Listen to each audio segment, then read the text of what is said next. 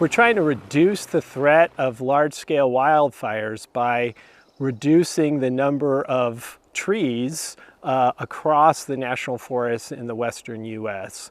So when there's too much fuel or vegetation, then that creates larger, more intense wildfires. The other thing that's happening is we're having more intense drought, and in a lot of cases, less precipitation, which stresses the trees and creates a situation where they're weakened.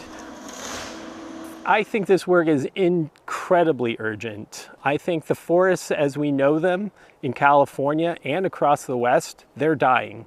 They're being destroyed through fire, they're dying from drought, disease, and insects.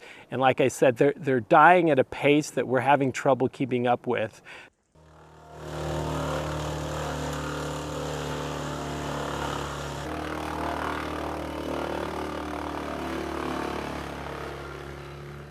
We're asking the Forest Service to make their treatments lighter, to focus on smaller trees and shrubs, leave the larger trees, and ensure that the scenery and recreation opportunities that people enjoy along the North Yuba River are protected.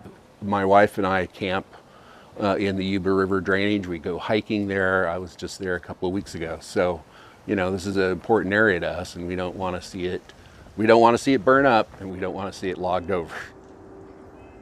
I once heard someone describe forest thinning and logging operations as open heart surgery. You know, afterwards, it's not a pretty sight. It can look a little bit rough, but forests recover and they're very resilient.